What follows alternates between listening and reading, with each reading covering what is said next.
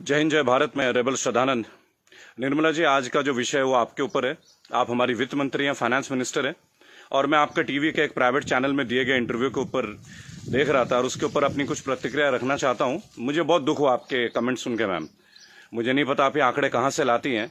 आपने उस इंटरव्यू में ये कहा मैम कि लोअर मिडिल क्लास जो होती है भारत में, उसकी न्यूनतम इनकम जो है यानी मिनिमम इनकम है वो 6 लाख से शुरू होती है और मैक्सिमम इनकम 18 लाख तक जाती है।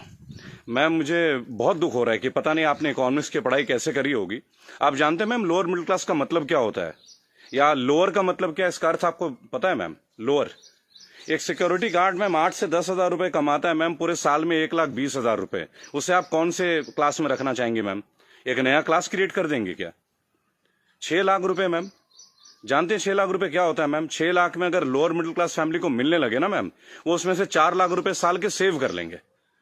वो अपने बच्चों को आपके सो कॉल्ड इतने अच्छे गवर्नमेंट एडेड एजुकेशन स्कूल्स में पढ़ाएंगे, गवर्नमेंट एडेड हॉस्पिटल से उनकी चिकित्सा करवाएंगे, और आपके इतने अच्छे अच्छे आधुनिक फैसिलिटीज जो पिछले 7 ईयर से बीजेपी गवर्नमेंट प्रोवाइड कर रही है, वह हम इंडिया में, हम वर्ल्ड में बहुत अच्छे रैंकिंग में आ रहे हैं, जैसे कि बीजेपी का ग्राफ बताता है। वास्तविकता क्या है वो तो हम लोग जानते हैं मैम। मैंने भी वोट किया मैम, बीजेपी को वोट किया, लगातार 2 बार वोट किया। लेकिन मैं आप जैसे नेताओं की जब सुनता हूं ना मैम स्पीचेस, और आप लोगों के आंकड़े, आपके जो डेटा बैंक, आप ये डेटा बैंक कहां से लाती है मैम, ये सोच के मैं बहुत सरप्राइज रहता हूं मैम। आपने बोला 6 लाख न्यूनतम है, 18 लाख मैक्सिमम है मैम। 18 लाख समझते हैं आप मैम? 18 लाख क्या होता है मैम? 18 लाख तो मैम एक अच्छे खासे एमबीए का पैकेज नहीं है एनम में मैम, पर एनम का, वो भी टॉप इंस्टीट्यूट में पढ़ के। आपके सो कॉल्ड कॉलेजेस से जो बच्चे निकलते हैं, एमबीए, बीटेक, आप जानते हैं इनकी पैकेज कहां से स्टार्ट होती है मैम? तो इसका मतलब ये सब लोअर मिडिल क्लास में आते होंगे आपके हिसाब से। So called good MBA, so called good BTechs and MTechs, ये तो लोअर मिडिल क्लास से आते होंगे मैम। हायर वाले कौन होते होंगे ma'am? Highly rich people, highly rich industrialist. Upper middle class तो फिर आसमान में रहने और जमीन पर रहेंगे ही नहीं। अपने आंकड़े ठीक कीजिए मैम, देश एक मुश्किल दौर से गुजर रहा है। आप किस तरह की स्टेटमेंट दे रहे हैं? आपने उस दिन बोला मैं मुद्रा लोन में हमने इतने इतने लोगों को दिया, हमने उद्योग वालों को दिया, हमने बुनकरों को दिया। मैम आपने किसको क्या दिया? पेपरों में दिया है क्या मैम? आपको मैं चैलेंज करता हूं Nirmala Sitharaman ji, I am officially challenging you ma'am. 100 youth लेके मैं आपके पास आने को तैयार हूं, जो ग्रेजुएट्स हैं, पोस्ट ग्रेजुएट्स। आप मुझे ये बताएं कौन से ब्रांच से आप उनको ये लोन देंगे मैम? मैं आपके पास ले आता हूं मैम, और मैं नतमस्तक हो जाऊंगा, क्योंकि जब आप 100 को देंगे, अगला 1 लाख यूथ मेरे साथ तैयार होगा मैम। केवल टीवी में आके ऐसे इंटरव्यूज मत दीजिए मैम। आप लोग अपने घरों में बैठ के थाली पीट रही हैं और आके अपने ये वक्तव्य सुना रहे हैं। अरे आप लोगों को अंदर आइए मैम, लोगों के बीच आइए। आपको तो अभी तक लोअर मिडिल क्लास फैमिली के डेफिनेशन नहीं मालूम है। और मैम एक सवाल है मेरा आपसे और मोदी गवर्नेंस से, आप मुझे ये बताएं मैम कि राजनीति एक सेवा है या नौकरी है? मेरे स्पीचेस बेसिकली मैम कभी होते नहीं है, मैं लिख के कभी नहीं लाता मैम। जो मेरी खुद की फीलिंग्स है, मैंने अपने नाम में रेबल शब्द इसलिए, क्योंकि जो गलत है मैं तो बोलूंगा ma'am. I have the right to express my views. आप मुझे ये बताएं मैम, पॉलिटिक्स, राजनीति, इज इट, ये सेवा है मैम या नौकरी है? अगर सेवा है तो मैम आप लोग तनख्वाह मत लीजिए मैम, और पेंशन मत लीजिए। इतनी हाई सैलरी है आप लोगों की, इतनी फैसिलिटीज है मैम, टेलीफोन कॉल्स की फैसिलिटी, एसी की फैसिलिटी, बिजली की फैसिलिटी, ड्राइवर की फैसिलिटी, हाई क्लास ट्रेन की फैसिलिटी, फ्लाइट्स की फैसिलिटी, पेट्रोल की फैसिलिटी। मत लीजिए मैम। आप आइए, लोअर मिडिल क्लास फैमिली की तरह लाइफ को स्पेंड कीजिए, अगर आप सेवा करना चाहती है मैम। और अगर ये नौकरी है मैम, पॉलिटिक्स, अगर राजनीति आप लोगों के लिए नौकरी है मैम, तो इसका कोई एजुकेशनल मापदंड होगा ना मैम, कोई एजुकेशन क्राइटेरिया तो होगा। मोदी जी, मैं आपसे क्वेश्चन पूछना चाहता हूं कि ऐसा कौन सा डिग्री ले लिया मैं निर्मला सीतारमण जी ने, जो आप एक पहले इनको आप डिफेंस मिनिस्टर बनाते हैं, चंद महीनों के बाद आप इन्हें मिनिस्ट्री ऑफ फाइनेंस दे देते हैं। अरे डिफेंस तो हमारी शक्ति परीक्षण की बात है।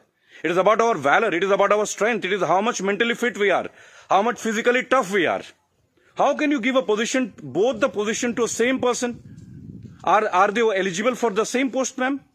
सर क्या ये दोनों सेम पोस्ट के लिए एलिजिबल होते हैं क्या? मुझे लगा था कि आपने कहा था अच्छे दिन आएंगे तो ठीक है, आप क्राइटेरिया को बदलेंगे। सर आपने तो क्राइटेरिया नहीं बदला, आपने तो दूसरे दलों के नेताओं को अपने पार्टी में लेके आ गए, उनको भगवा रंग दे दिया, उनको नेताएं बना दी।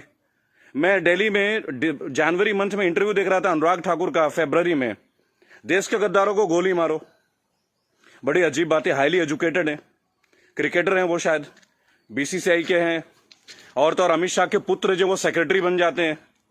लोगों के ऊपर आप लोगों को बड़ा अच्छा लगता है। आपकी आईटी टीम के ज्यादातर लोग राहुल गांधी को पप्पू पप्पू कप्पू करके बुलाते हैं। देखिए मैंने एक बात सीखा है, अगर आपको हंसना है ना तो सबके साथ हंसे।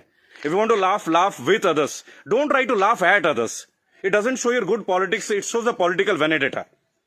अभी प्रियंका गांधी जी ने बसों का इंतजाम किया तो बहुत सारा हवा मच गया कि भाई ये गाड़ियों टेम्पो हैं, वो हैं, फलाना है, ढहका है। अरे सर, आप 2000 बसें लगा दीजिए ना। चलो उन्होंने ऑटो दे दिए, टेम्पो दे दिए, पर उनको कुछ फीलिंग तो रहा, वो दे तो रहे हैं। आप लगा दीजिए 2000 के बदले 4000 बसें। किसने रोक रखा है आपको? उन्होंने तो ये तक कह दिया कि भाई हमारे बसों में आप बीजेपी का झंडा भी लगवा लें। गलत कर दिया क्या सर? उसमें भी आप लोग शोर मचाना लग जा रहा है। ऐसा लगता है जैसे you are always ready to fight instead of getting it worked. अच्छा देखिए, मैंने नितिन गडकरी का भाषण सुना टीवी में, ये लास्ट वीक की बात है सर। उन्होंने कहा स्वदेशी अपनाओ। चलिए सर, अपना लेते हैं, पर मुझे बताएं, मेक इन इंडिया और मेड बाय इंडिया, इन दोनों का डिफरेंस आपके मिनिस्ट्री का कोई एक मिनिस्टर मुझे दे सकता है क्या? मेक इन इंडिया है क्या सर?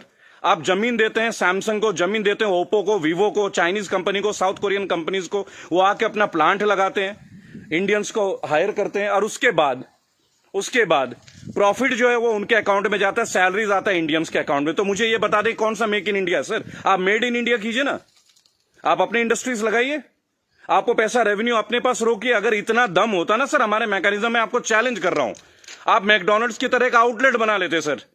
25 रुपए का बर्गर बेचने वाला भी लाखों करोड़ों रुपए डॉलर्स में कन्वर्ट करके इंडिया से लेके जा रहा है। आप छोड़िए मोबाइल फोन तो बहुत बड़ी बात है, 20-20, 50-50 हजार की बात है। आप बर्गर बनवा दीजिए सर, आप ब्रेड्स बनवा दीजिए, रेवेन्यू यहां जनरेट करवा दीजिए सर, मेड इन इंडिया कर दीजिए। What is make in India sir? आप कहते हो स्वदेशी अपना, फॉरेन की कंपनी को आप जमीन अलॉट कर रहे हो, राइट? और आप कहते हो चाइना का बहिष्कार कर दो। आप मुझे बता दें बीजेपी के कौन से नेता के पास इंडिया वालों का फोन है सर? और बीजेपी छोड़िए, किसी भी पार्टी, मैं यहां किसी और पार्टी का माउथ पीस नहीं हूं सर, क्योंकि मुझे देखा गया है, मैं देखता हूं ये चीज। अगर मैं आपके पॉलिटिकल किसी फेलियर के बारे में बात करूं तो लोग तुरंत बोलेंगे भाई ये तो कांग्रेस का आदमी है। It's very cheap sir, it sounds very cheap. ठीक है सर, आपसे पहले हमने कांग्रेस को भी वोट दिया, क्या गलत किया सर? गलत क्या किया भाई? जो मेजोरिटी में आएगा उसको तो वोट देंगे ना। मुझे ऐसा लगता है कि आप ऑपोजिशन को भी नहीं टिकने देते हैं। भाई एक सोशल सिस्टम है, गवर्नेंस के एक सिस्टम है सर। आप अच्छा गवर्नेंस करेंगे पर एक मजबूत ऑपोजिशन, आप तो ऑपोजिशन को ही परचेज कर ले रहे हैं आप लोग। ज्योतिरादित्य सिंधिया को आपने परचेज कर लिया सर, बुरा लगेगा सर सुनने में। ऐसी क्या घुट्टी दे दी सर? एक झटके में एमपी की गवर्नमेंट जो है वो कोलैप्स कर जाती है, वो भी उस दौर में जब कोविड-19 का दौर रहता है। तब आप लोगों को कोविड-19 का अवेयरनेस नहीं होती, तब आपको नहीं लगता कि लोगों के बीच आपको जाना चाहिए। अहमदाबाद में लाखों लोगों की भीड़ आपने कर दिया, नमस्ते ट्रंप कर दिया सर। क्या ये पॉलिटिकल फेलियर नहीं है? आज आप बता रहे अचानक से आपने 25 तारीख को लॉकडाउन कर दिया और 1 महीना तक आप नमस्ते ट्रंप की तैयारियां करवाते रहे sir. What is this sir? झूठी शान का हमें क्या करना है सर? आज सबसे पहले आप अपने नेताओं को बोलें कि वो कुछ भी बोले ना टीवी में, हेल्प तो आप करना नहीं। मेरी बात सुने सर, सब आत्मनिर्भर है। मजदूर कौन सा मर्सिडीज में घूम रहा है सर? उनके पैर में फफोले गिर रहे हैं। मैंने देखा निर्मला जी ने एक स्टेटमेंट दी, एक लेडीज बेचारी सूटकेस में, उसका बच्चा सूटकेस में बैठा हुआ घसीट के ले जा रही है, तो वो जवाब देती है कि राहुल गांधी को वहां नहीं बैठना चाहिए, राहुल गांधी को वहां जाना चाहिए। अरे राहुल गांधी को जो करना चाहिए वो छोड़िए, आपको क्या करना चाहिए? गवर्नेंस आपकी है, सेंट्रल में आप हैं, पिछले 7 साल से आप लोग हैं सर। हमेशा क्या स्टेट को फेल करते रहोगे क्या, या हमेशा ऑपोजिशन को गालियां देते रहेंगे आप लोग? सर मोदी जी चाय वाला पीएम बन सकता है, सुना था, देख भी लिया सर, बराबर। बाकी चाय वालों का क्या सर? बाकी लोगों का क्या सर? प्रवासी मजदूर छोड़िए, प्रवासी क्या होता है सर? सब भारतीय मजदूरी तो है। हर पूरा देश तो वैसे भी मजदूरी कर रहा है सर, पूरा देश मजदूरी कर रहा है। आप जितना ग्रोथ दिखा दो सर, ग्रोथ क्या है वो तो लोगों के जेब में आके देखो ना, लोगों के घर में आके देखो, बैंक अकाउंट में आके देखो कि पैसे हैं किन के पास और किन के पास नहीं है। मैं एक रिक्वेस्ट करूंगा सर आपको, आप अपने मिनिस्टर्स को काइंडली एक इंस्ट्रक्शन दें कि वो कुछ भी वक्तव्य दे। बहुत बुरा दौर है सर, इस बुरे दौर में कम से कम स्टेटमेंट्स अच्छे दें। कुछ अच्छा कर ना सके तो अच्छा बोल ही लें, लोग तो अपना कर ही लेंगे ना सर। सड़क में बच्चा मर जा रहा है, माँ बाप उसे कैरी कर रहे हैं, इससे ज्यादा दुखद स्थिति क्या हो सकती है सर? ये कोई पॉलिटिकल बात थोड़ी है। लेकिन मेरा एक सवाल हमेशा आपके साथ रहेगा सर, कि आप एक बात का जवाब जरूर दें।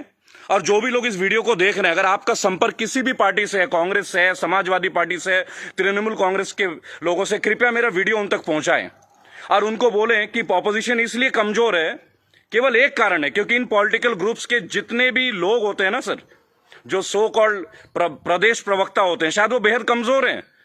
सांबित पात्रा से कैसा बहस कर रहा है मुझे खड़ा कीजिए सर, मैं बताता हूं सांबित पात्रा से क्या बात करनी है, डेटा के साथ। स्मृति ईरानी के साथ बात करना है, मैं करूंगा सर।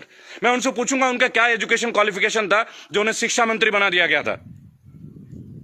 आप सीबीएसई को हैंडल, मेरे पास बहुत मुद्दे हैं सर, देश के करंट मुद्दे हैं। और सर चिंता मत कीजिएगा, मुझे आपसे कुछ हेल्प नहीं चाहिए सर, प्लीज। फाइनेंशियली मुझे आपसे कोई हेल्प नहीं चाहिए, आपकी पार्टी से तो कम से कम कुछ भी नहीं चाहिए। मेरे दोस्तों, अगर आप ये वीडियो देखते हैं प्लीज शेयर कीजिए। मैं चाहता हूं कि एक बार मंच पे आने का मौका मिले सर।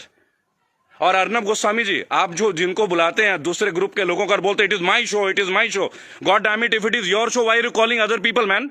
Don't call them. अगर आपको लोगों को बुलाना है, बात करना है तो मिलें, बात करें, उनकी सुने। केवल चिल्लाने से आप अच्छा एंकर नहीं बन जाते sir. I am very sorry to say that is the worst type of journalism I have ever seen. I am very unhappy sir. मुझे लगता था आपके अंदर स्पिरिट है, पर आप तो लोगों को शोर मचा के चैनल ब्लॉक कर देते हैं, उसको बाहर कर देते हैं। What is this way of journalism sir? कि मेरे इस सवाल का जवाब दीजिए। मेरे इस क्या फिल्मी शूटिंग करते हैं क्या सर आप? चलिए सर, मुझे बुलाइए अर्नब जी, एक बार अपने चैनल पे बुलाइए मुझे। 5 स्टैटिस्टिक्स पे बात करूंगा, ग्राफ के साथ बात करूंगा, डेटा के साथ बात करूंगा आपके साथ। उसके बाद अगर आपकी बोलती ना बंद कर दी ना सर, तो मेरा नाम बागी श्रद्धानंद नहीं। मैं बीजेपी के अगेंस्ट नहीं सर, मैं बीजेपी गवर्नेंस के अगेंस्ट हूं। मुझे नहीं लगता भगवा पहनने से ही मैं हिंदुत्व का पहचान करा जाएगा। मेरे अंदर बहुत हिंदुत्व है। कमाल की बात देखिए, मेरी आखिरी लाइन है, गौर से सुनिएगा सर। श्रद्धानंद पति मेरा नाम है, जाति से मैं ब्राह्मण हूं, पढ़ा हूं क्रिश्चियन स्कूल से, Saint Mary's English high school, और गर्व से कहता हूं सर, फादर हुआ करते हैं वहां पे, फादर गॉल्बर्ट फर्टैडो, अब नहीं रहे सर, हमारे फॉर्मर प्रिंसिपल। क्या कमाल की शिक्षा दी है सर। इतने आईआईटीएन से निकलते हैं सर, कभी आप लोगों की जरूरत नहीं पड़ी सर। मुझे ताज्जुब लगता है, अंगूठा छाप के नीचे एमटेक वाला बंदा काम कर रहा है और हम उनको सुन रहे हैं। What the hell is going on sir? कहां है आपके अच्छे दिन? बुलाइए ना सर एक बार चैनल में। आपके जितने भी प्रवक्ता है ना सर, जितने भी प्रवक्ता है, अगर 10 मिनट का टाइम दे देना सर, उनकी बोलती बंद कर दूंगा। जय हिंद, जय भारत। मैं जानता हूं बहुत सारे लोग मेरे बातों से शायद नाराज हो, पर नाराज होना आपका काम है सर, मेरा नहीं। सही मुद्दे पे तो मैं बात करूंगा, जो नाजायज बात लगती है उसका तो मैं करूंगा सर। रेबल हूं तो रेबल की तरह पेश आऊंगा। जय हिंद, जय भारत। अगला मुद्दा 2 या 3 दिन के अंदर स्टैट्स के साथ आऊंगा सर। और मेरे दोस्तों, मैं दोबारा एक रिक्वेस्ट करता हूं, काइंडली अगर आप लोगों के पास कोई कॉन्टैक्ट है, मेरा वीडियो तमाम पॉलिटिकल ग्रुप्स के पास भेजें, एक मंच पे आने का मौका दें। इन्हें बताऊंगा सर, इन्हें बताऊंगा इन्होंने झारखंड के लिए क्या किया है, इन्होंने बंगाल के लिए क्या किया है, इन्होंने केरल के लिए क्या क्या, अरे उत्तर प्रदेश के लिए क्या क्या, वो भी बता दूंगा। हम भगवा में, उत्तर प्रदेश में सबसे महंगी बिजली हमारे यहां आती है। ये है ना अच्छे दिन।